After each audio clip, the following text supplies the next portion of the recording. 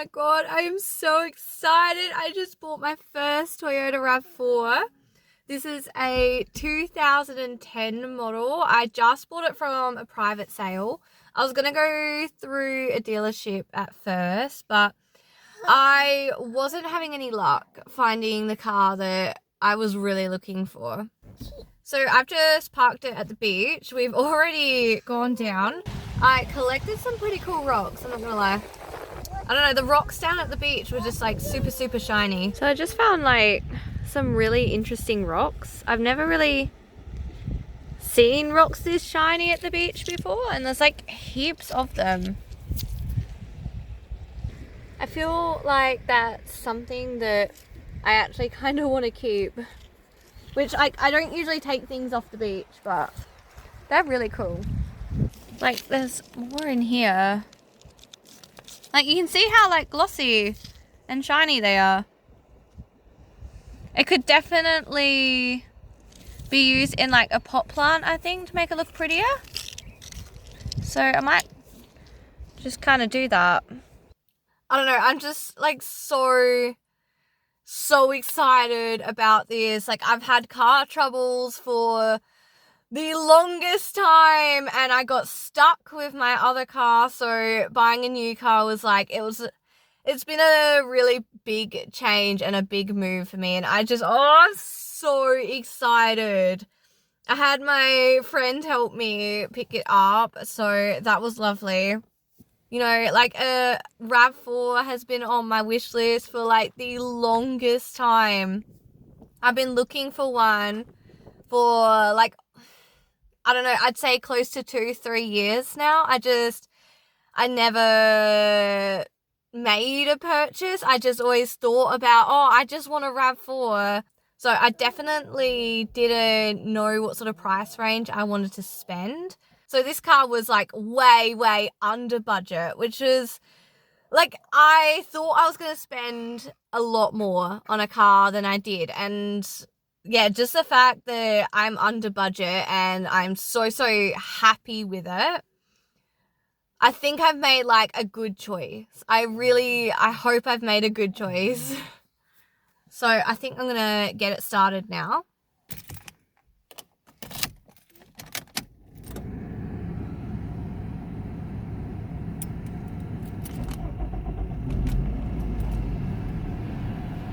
And it starts absolutely perfectly. I've already put this in just so I can film while I'm driving. This is the radio that I've got, so it's pretty outdated, but for Bluetooth I'm just using one of these plug-in FM readers so I can still put music on. This is all my settings, so my aircon, my fan demister, and all the different settings. It's also got cruise control. Now I don't know how to use this just yet, but I'm sure I'm going to figure this one out. So we've got electric windows. I've got a space in here that opens up like that. We've got this down here, which has got nothing in it at the moment. So up here is actually where you can keep your sunglasses. So that's going to be helpful for me. This is a shifter, handbrake, and there's a space in here, and then you can lift it up and there's a larger space. So the interior is black and the exterior is all white.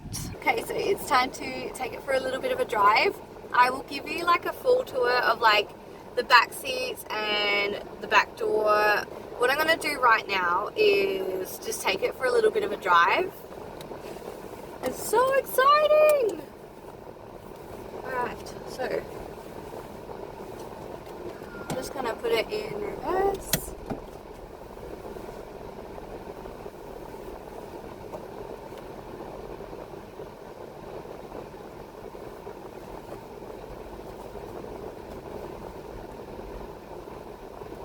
It doesn't have a reverse camera like my other car has, so that's going to be a huge adjustment for me to get used to that.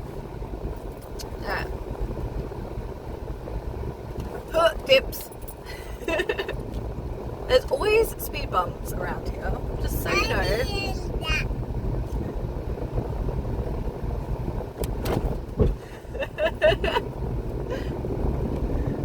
So, I don't know if you can like hear it right now, but it's actually a pretty loud car. Like, not ridiculously loud, but you can definitely hear when you're accelerating. It's just kind of cute. I think what we might do is actually go to Port Hughes. I forgot to mention I was actually parked at Sims Cove before, which, like, if you've ever been to Moonta, definitely go to Sims Cove. I find the beaches there are actually nicer and there's a lot less people, which is why I'm kind of filming that video there, because I really still don't like filming myself in public. It makes me very uncomfortable. Plus, like, when you're talking about small towns, like, everyone knows you, and if you're filming yourself on a camera, people immediately think you're weird. So, like, a lot of people here know me, but they wouldn't know that I do YouTube videos, so I'd probably, like, weird them out a little bit with that. It's not a very common thing to do here. Filming yourself kind of makes you, one of those weird people, I think. I'll show you. Yeah, can you hear that? I will show you around Port Hughes area. So far, this car is just so freaking cute. And yeah, I think I mentioned before that it's like super zippy. So, like, I find the brakes and acceleration, like, they're very touchy and sensitive. So definitely, you don't have to put much into it. Like, you just have to rest your foot just like that tiny little bit and it goes.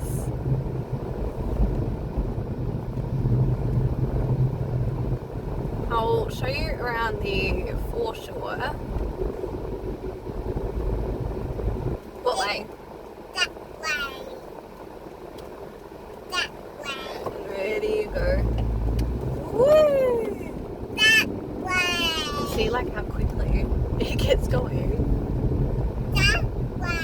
We're going this way. That way. That way. That way. Welcome to the world of my toddler tells me which way we're going. If you have kids, you probably know the struggle. I haven't picked the nicest day, like the weather's pretty overcast, but that's okay. All we're doing is going for a small tour, and I'm sure I can show you a lot more of Port Hughes another time. Like, the beach is still pretty even on the bad days. I go that side. Yeah, it is.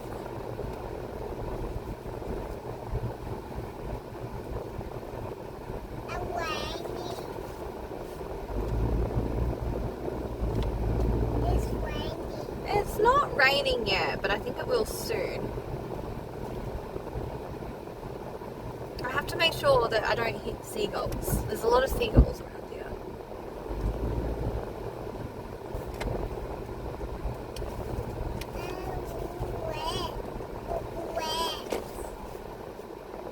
So I'm definitely still practicing parking, because I don't know, every time I get into a different car, I feel like I have to practice parking just to make sure. But so far I'm going well. Like this is definitely downsizing from my other car. My other car was like a lot bigger. Not a lot bigger, but there's definitely like a noticeable size difference between these cars. I wanted to downsize specifically just because parking around this area can get really hard, especially with a toddler. Like, it's nice to have a car that, like, you can actually open the doors properly to get your toddler in and out of a car. Sometimes, like, I just find parks around here are too small, too skinny, and I just needed the convenience of being able to get in and out of a park so much easier with just a car That's a little bit smaller. I definitely, like, I wanted an SUV. I wasn't looking for anything smaller than that, just because, like, the roads that I drive on every day, there are kangaroos, and I've hit one before, and I was lucky to be in a bigger car. Like, if you're in a smaller car, like, there's gonna be a lot of damage. So you definitely, like, I definitely wanted something that was still safe, but just smaller for the parking reasons. I'm gonna get out of this park and keep going for a drive.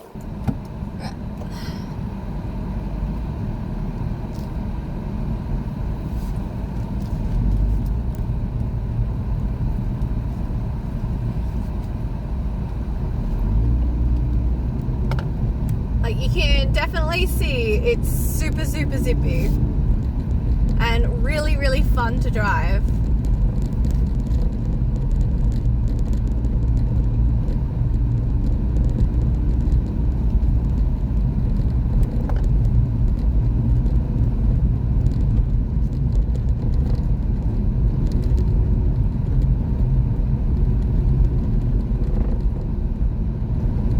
From up here, like, you can see how good the view gets in this town.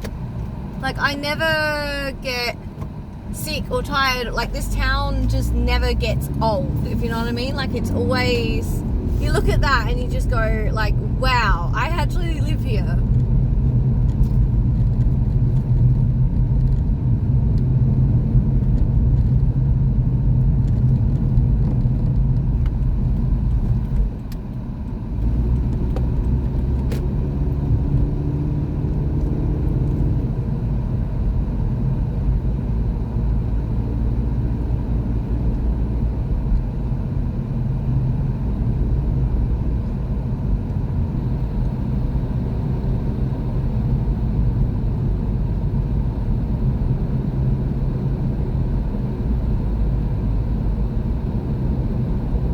So I feel like I've taken it for a pretty good drive now, and I feel very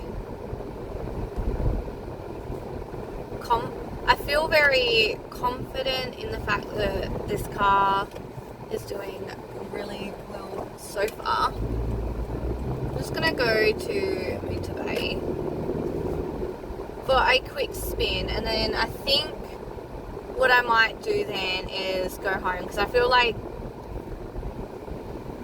oh, it's hard to even want to go home. Like, I feel like just driving this car all day. So I don't know, there's just something so fun about this car. We'll go down the side later. Ready? Another dip. Ready? Dip. Like I said, there's a lot of them. And here is another one. Ready, ready, ready, ready, ready. Dip. It's still nice to do a little bit of a drive around. There are so many seagulls. I swear they just want to get here. I'm not going to hit them. I am focused on my driving. They're just gonna move out of the way politely for me. Well, I think. Ready? Dip.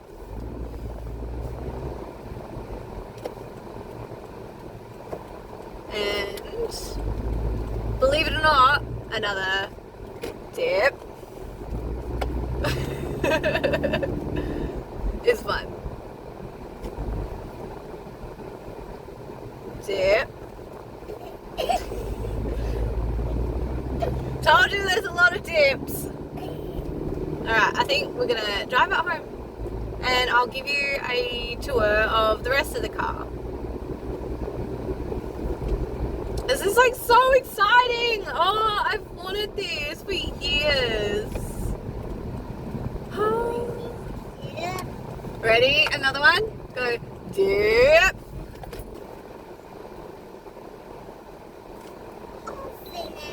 Oh, finished. So I'm gonna put it back in park, which it beeps at me. Took me a while to realise. I was like, oh, have I done something wrong? It's beeping. No, it beeps when I am shifting the gears. So anyway, that was a drive, which, yeah, it's definitely very, very smooth, very, very nice, very speedy, very zippy. It's very fun. I'll admit, this is like the funnest car I think I've ever driven. So, I mean, that's just another general look inside. It's really nice. It's really well kept. So first I'll let you in the passenger seat. So yeah, it's black interior, which is really, really nice and sleek. So these are seat covers, but I feel like I might even take those off and replace them because I don't love them. Like, all these creases kind of annoy me. Like, I guess that's sort of better, but yeah, I don't love seat covers, especially ones that don't fit properly. But yeah, it definitely, like, it needs a clean on the inside for sure. So I'll get to doing that. But you can definitely see, like, there's still a lot of space in this car. And moving on to the back, I'm just going to open it like that. And you can see it's still got so much back space. But yeah, you can definitely see, like, there's cup holders in the back, cup holders here.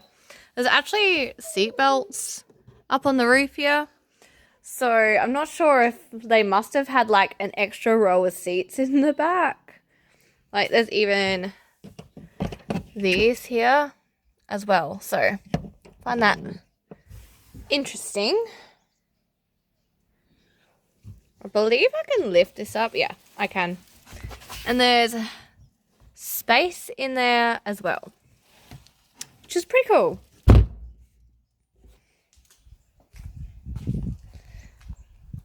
Yeah, I still feel like I want to get rid of the seat covers. I'm not loving the seat covers.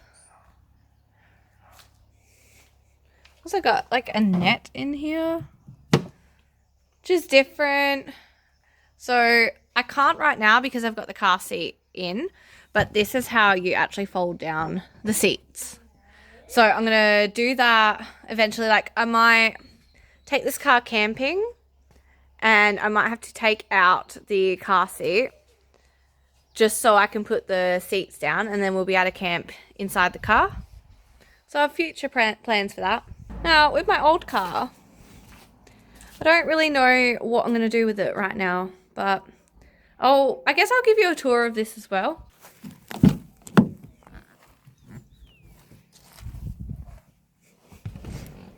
Alright. So this is a 2005 Ford Territory. I'm not a Ford fan, but I just liked this car specifically. Like, when I saw it from the dealership, I thought that, yeah, like, it looks really nice. I wanted a bigger car at the time, so it served its purpose for that reason. It came with a reverse camera, a bull bar, spotlights, all that. So, like, it had accessories to it that suited my needs. Like, I drive rural. There are kangaroos on the road all the time, sheep, cows, all that. So I definitely bought it to be safer for sure, but it's just not reliable in any way. So it definitely needs to move on. So as you can see, like, the interior, it's outdated for sure, but it's not bad. Like, visually, this car isn't too bad. It is nice to drive. But the main concern of it is how unreliable this car is. Like, it's unbelievable how many problems I've had with this car since the day that I bought it. Like, I've had this car since I was like 19. So it's like, it wasn't my first car, but it was like the first car that I actually spent a few $1,000s on. Like, more than most people my age then were spending on cars. And yeah, it's kind of just, it just lets me down a lot. It's super unreliable. It's Cost me it's cost me like thousands in maintenance just over and over and over again. There is always a problem with this car. It's always had an engine light on that can't be cleared. It's caused the car to stall multiple times. All the O2 sensors go off all the time. That causes it to stall.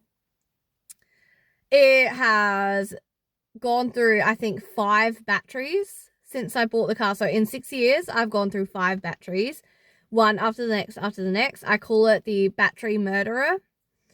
It not only are the batteries pretty much getting fried in this car, it also, like, it's not that it doesn't charge them, it just drains. So I've got a power drain and we can't figure out where the drain is. As in, I've had it into the shop so many times, like, what is draining the car, and we can't figure it out, which means I was up for another mechanic bill to have it overnight to run thermal testing just to see exactly what is still on in this car. We're pretty, like, a theory could be it's the security system, but I don't know, which brings me to another problem. So the security system has been just going off randomly. I don't know, like, it'll just be parked somewhere and it'll just start beeping crazy. And then I'll turn it off and in 10 minutes it does it again. It's happened like a few times now, so that's concerning. I took it in for a service not long ago, and basically in the next 1,000 kilometers, I need to replace all my brakes, which they've quoted me already $1,000 just for that. I have had broken electric windows, doors that don't close properly. My shifter's broken before, and then it broke again after. That was a quick fix, like, it wasn't too bad, but it kind of broke my handbrake at the same time, so all the wiring was kind of dodge. Anyway, so my car always thought that my handbrake was on, and so when I was driving, it would just beep at me consistently. Like, I think I drove this car for a year of it beeping at me because the handbrake was on, and my solution to that was just turning the radio up, which is just, it's not ideal. I also have starter motor issues. Like, only last week the terminal came loose to the starter motor and I couldn't get the car started. My car probably breaks down on me like twice a week. Yeah.